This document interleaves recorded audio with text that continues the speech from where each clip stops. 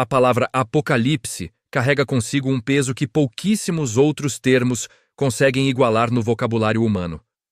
Ao ouvi-la, o cérebro não processa apenas fonemas. Ele dispara uma cascata imediata de imagens mentais vívidas e perturbadoras. É uma evocação instintiva de catástrofe iminente, de um fim dos tempos onde o céu se torna escuro, a terra se abre e a civilização, como a conhecemos, desmorona em um abismo de fogo e cinzas. Esse poder evocativo ressoa profundamente no inconsciente coletivo, solidificando-se como o símbolo máximo da aniquilação global. Independentemente da fé de alguém, a simples menção ao termo desencadeia uma resposta de medo que ultrapassa fronteiras religiosas, culturais e linguísticas. É um conceito que se tornou sinônimo de caos absoluto e desespero, uma sombra que paira sobre a humanidade muito antes que qualquer um tenha a oportunidade de abrir as páginas do texto bíblico original para entender o que ele realmente diz. Essa aura de terror não surgiu do nada, nem se limitou aos púlpitos das igrejas. O conceito do fim dos tempos infiltrou-se massivamente na cultura popular, transformando o apocalipse em uma mercadoria de entretenimento que alimenta nosso fascínio mórbido pelo destino final da humanidade. Vemos isso em filmes de grande orçamento que retratam cenários pós-apocalípticos devastados, onde a sobrevivência é um privilégio cruel. Observamos em séries de televisão que exploram a degradação da moral humana em mundos onde as leis já não existem. Best-sellers literários distópicos e jogos eletrônicos que simulam o colapso de impérios modernos perpetuam essa narrativa de desolação. Essa pervasão cultural molda a percepção pública, criando uma lente através da qual o livro é visto não como um documento histórico ou espiritual, mas como o roteiro original para o pior pesadelo da raça humana. Diante de tamanha carga emocional e cultural, surge um questionamento central e profundamente intrigante. Por que, entre tantos textos religiosos que abordam o julgamento divino ou a transição para uma nova era, o livro do Apocalipse se destaca como o mais assustador e perturbador para tantas pessoas? O que existe nessas páginas que consegue paralisar corações e alimentar teorias da conspiração há quase 2 milênios? Este é o gancho que nos convida a ir além das noções preconcebidas. Talvez as respostas para esse pavor não sejam tão óbvias quanto parecem. E a busca por uma compreensão mais profunda nos obriga a desafiar as interpretações superficiais que herdamos da ficção e do senso comum. Existe uma discrepância fascinante entre a sensação visceral de pavor que o livro provoca e o real conhecimento de seu conteúdo. Para a maioria das pessoas, o medo do Apocalipse não vem da leitura cuidadosa de seus versículos, mas de uma lacuna de entendimento preenchida por fragmentos de imagens isoladas e interpretações errôneas. O pavor moderno deriva, em grande parte, de uma leitura descontextualizada, que ignora a rica simbologia e o propósito original da obra. Ao negligenciar para quem o livro foi escrito e por que foi escrito, transformamos uma mensagem que pretendia comunicar algo específico em um enigma sombrio e maleável, onde cada geração projeta seus próprios traumas e ansiedades. O verdadeiro terror do Apocalipse, portanto, pode não residir apenas nas suas descrições vívidas de pragas devastadoras, bestas monstruosas e batalhas épicas entre o bem e o mal. O horror reside muitas vezes nas múltiplas camadas de interpretação que ele inspirou ao longo dos séculos. Ele se tornou um espelho das angústias humanas, um texto onde sociedades projetam seus medos de guerras nucleares, pandemias globais ou colapsos ecológicos. Ao longo da história, essas interpretações foram usadas para controlar, amedrontar e validar profecias autorrealizáveis, tornando o livro uma ferramenta de poder e paranoia, muito além da narrativa explícita contida no pergaminho de João de Patmos. Antes de continuarmos a desbravar esses mistérios, inscreva-se no canal e conte para nós nos comentários de onde você está assistindo. É essa conexão que nos permite explorar temas tão profundos juntos. Para entender essa reação humana, precisamos conectar o texto diretamente à vivência de cada um. Você já sentiu um arrepio ou uma pontada de apreensão ao ouvir a palavra Apocalipse, mesmo sem conhecer os detalhes de seus capítulos? Essa resposta emocional é quase universal. Ela toca no medo mais primitivo do ser humano, o medo do desconhecido e a angústia diante da finitude. O livro do Apocalipse atua como um catalisador para essas emoções, dando nome e forma aos nossos receios de que tudo o que construímos possa, um dia, desaparecer em um instante. É essa ressonância pessoal que torna o tema imediatamente relevante e acessível, transformando um estudo bíblico em uma jornada sobre a própria psicologia da sobrevivência. Estamos diante de uma promessa de desvendamento. Ao longo desta análise, nosso objetivo é desvelar as camadas de mito e mistério que envolvem esta obra tão temida. Vamos mergulhar em uma jornada intelectual que revelará as razões históricas, culturais e psicológicas por trás dessa reputação aterrorizante. O objetivo não é apenas listar visões proféticas, mas sim realizar um verdadeiro apocalipse do próprio Apocalipse. Um desvelamento que pode desmistificar os aspectos mais temidos e transformar a apreensão em uma compreensão clara e informada. Ao final desta exploração, o que antes era motivo de pesadelos pode se revelar como uma das mensagens mais resilientes de esperança e resistência da história da humanidade, desde que saibamos como olhar através do véu do medo. Entender o Apocalipse exige que desarmemos as armadilhas da interpretação literal moderna e olhemos para trás, para o momento em que a caneta tocou o papiro.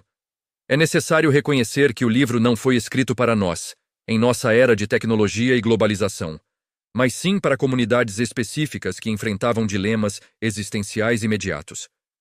Quando removemos a lente do sensacionalismo,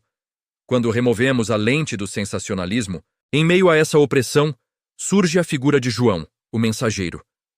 Embora sua identidade exata seja objeto de debate acadêmicos há séculos, a tradição o identifica como João de Pátimos, exilado na ilha que leva esse nome, justamente por causa de sua fé e por ter testemunhado o sofrimento de seus irmãos cristãos.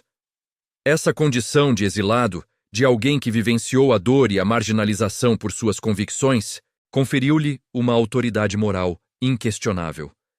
Suas palavras eram um bálsamo, um consolo para as igrejas da Ásia Menor que enfrentavam as mesmas provações. Ele não falava de um pedestal distante, mas da experiência compartilhada de quem resiste sob a tirania, dando voz aos anseios e medos de comunidades oprimidas. Para compreender o que João escreveu, é fundamental mergulhar no gênero literário apocalíptico, uma chave de leitura essencial que, muitas vezes, é esquecida. Este não era um estilo de escrita novo. Ele era comum no judaísmo do Segundo Templo, presente em livros como Daniel e Ezequiel. Caracterizado por visões complexas, um simbolismo intenso, a figuração de sonhos e revelações divinas, e um dualismo cósmico acentuado, com o bem versus o mal, o gênero apocalíptico tinha um propósito muito específico: revelar segredos divinos sobre o fim da história e a intervenção definitiva de Deus. Era uma forma cifrada de comunicação, um código para os iniciados que permitia encorajar e dar esperança em tempos de crise, ao mesmo tempo em que criticava veladamente o poder opressor, sem incitar retaliações diretas que poderiam custar a vida dos escritores ou de seus leitores. A linguagem era, intencionalmente, ambígua para quem estivesse de fora. É nesse contexto que o próprio nome do livro assume um significado radicalmente diferente da percepção popular. A palavra grega apocalipsis, que dá título à obra, significa desvelamento ou revelação, e não destruição ou fim do mundo, como é hoje amplamente compreendido. Este é um fato crucial e, infelizmente, pouco conhecido, que altera fundamentalmente a percepção de todo o livro. Longe de ser um manual de terror, a intenção original era ser um desvelamento da vontade divina para seus fiéis, uma promessa de clareza e verdade em meio à confusão e ao medo. O Apocalipse, em sua essência, foi escrito para revelar algo, para tirar o véu, não para instaurar o pânico. Portanto, o uso abundante de simbolismo e de uma linguagem cifrada não foi uma escolha estética gratuita, mas uma necessidade pragmática e teológica. Números, cores vibrantes, animais fantásticos e criaturas míticas, todos tinham significados específicos para os leitores da época. Esse recurso servia a dois propósitos principais: proteger os cristãos da perseguição romana, evitando a identificação de referências diretas que poderiam levar à sua condenação, e expressar verdades espirituais profundas que desafiavam a linguagem literal. Era uma forma de comunicar uma mensagem complexa, repleta de mistério e esperança, para aqueles que possuíam a chave de decodificação cultural. Infelizmente, essa mesma riqueza simbólica, essencial para a segurança dos primeiros cristãos, tornou-se, para gerações posteriores, uma fonte de confusão e medo, uma vez que a chave para decifrar esses símbolos se perdeu no tempo, permitindo interpretações arbitrárias. A quem de fato essa revelação era endereçada? As famosas 7 igrejas da Ásia Menor, Éfeso, Esmirna, Pérgamo, Tiatira, Sardes, Filadélfia e Laodiceia. São o público-alvo explícito no início do livro. Cada uma dessas comunidades recebia uma mensagem específica, uma carta pastoral que abordava seus desafios locais, as heresias internas que as afligiam e as intensas pressões externas da sociedade romana. Isso demonstra que o Apocalipse não era uma profecia global genérica, mas uma carta circular prática, um manual de sobrevivência espiritual e pastoral para comunidades muito específicas que lutavam para manter sua fé em um ambiente hostil. Ele era um guia, uma palavra de encorajamento para cada uma dessas igrejas. Ao final, e talvez o ponto mais crucial para desmistificar o terror, é preciso reafirmar que, apesar das imagens aterrorizantes de juízo e calamidade, a mensagem subjacente do Apocalipse é, em sua essência, de esperança e de vitória final. Não é um livro de condenação sem saída, mas um lembrete vívido de que Deus está no controle da história, mesmo quando tudo parece desmoronar. Ele oferece a promessa de que o sofrimento dos justos é temporário e que a perseguição não durará para sempre.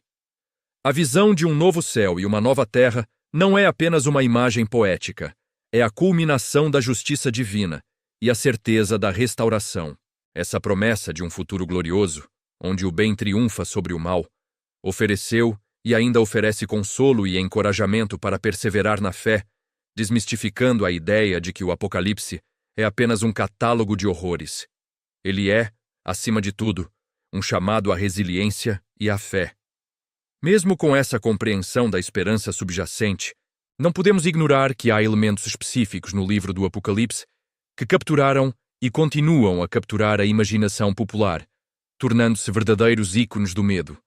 Imagens como a besta e o seu enigmático número, os 4 cavaleiros, as 7 pragas, a figura perturbadora da grande prostituta e a culminante batalha de Armagedom emergiram do texto para se entranhar no inconsciente coletivo, muitas vezes desassociados de sua intenção e contexto originais, transformando-se em símbolos de terror por si só. Vamos decodificar alguns desses símbolos, começando pela temida besta. Longe de ser uma criatura literal, a besta é uma representação codificada do Império Romano, a máquina de opressão que perseguia os primeiros cristãos. O famoso número 666, que a acompanha, era um sistema de numerologia chamado gematria, comum na época. Ao converter as letras hebraicas para números, os estudiosos descobriram que o nome do imperador Nero, um dos maiores perseguidores dos cristãos, somava precisamente esse valor. Em algumas variantes manuscritas antigas, o número aparece como 616, o que também aponta para outro imperador romano, igualmente tirânico. Essa não era uma profecia sobre um demônio futuro, mas uma crítica corajosa e velada ao poder opressor da época, uma forma de os fiéis reconhecerem o inimigo sem incitar retaliação direta. A perda dessa chave de leitura transformou uma denúncia política em um monstro literal. Os 4 cavaleiros, por sua vez, também não eram uma visão de um futuro distante, mas uma representação vívida e assustadoramente real das calamidades que assombravam o mundo antigo. O primeiro, cavalgando um cavalo branco, é frequentemente interpretado como conquista ou peste. O vermelho simboliza a guerra, o preto a fome e o cavalo pálido, a morte. Esses não eram eventos proféticos únicos a serem desdobrados no futuro, mas ciclos de sofrimento humano que foram e continuam a ser uma realidade persistente em todas as épocas. Eles lembravam os leitores que a adversidade faz parte da condição humana, e a mensagem era sobre a resiliência e a fé em face dessas tribulações contínuas, e não um prenúncio de um evento final e absoluto. Da mesma forma, a figura da grande prostituta, sentada sobre muitas águas e adornada com joias, que corrompe as nações, é uma alegoria poderosa para Roma, a Babilônia do Novo Testamento. Ela simbolizava o centro do poder imperial que, com sua idolatria, luxúria e perseguição, seduzia e subjugava as nações.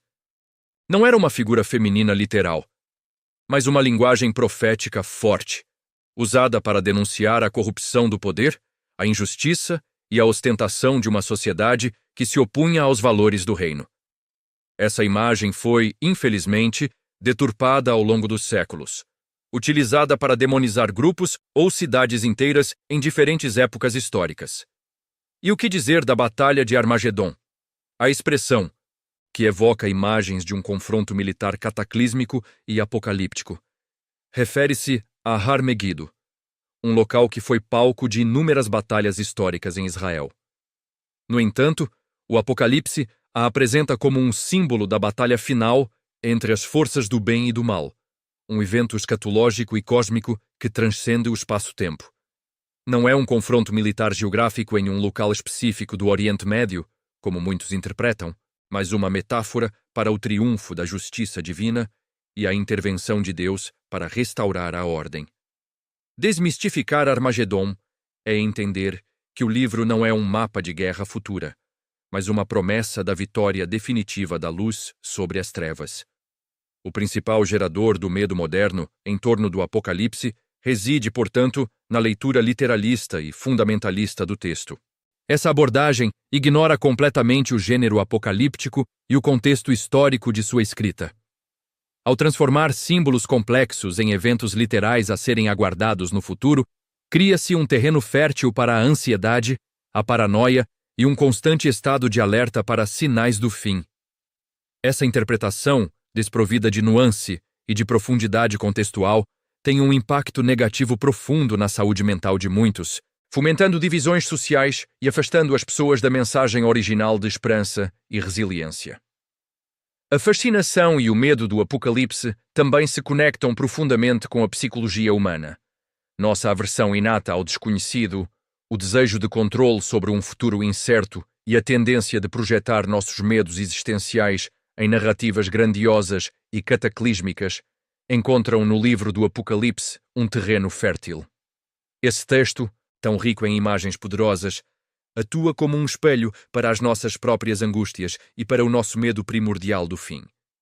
A incerteza do amanhã, somada à narrativa de um fim dramático, amplifica a sensação de pavor inerente ao texto, fazendo-nos buscar respostas em um lugar que foi escrito para propósitos muito diferentes dos que lhe atribuímos hoje. Em última análise, o terror do livro do Apocalipse reside menos em suas palavras originais e mais nas múltiplas camadas de interpretação que se acumularam sobre ele, bem como nos medos que nós mesmos projetamos. Quando desprovido de seu contexto histórico e de sua intenção original, o desvelamento prometido se torna uma fonte de angústia. A verdadeira revelação que João de Patmos ofereceu não era apenas sobre um fim terrível, mas sobre a perseverança da fé, a esperança inabalável e a vitória final da justiça, mesmo em tempos de adversidade. Era um convite para os primeiros cristãos a não temerem o presente, mas a confiarem no futuro prometido.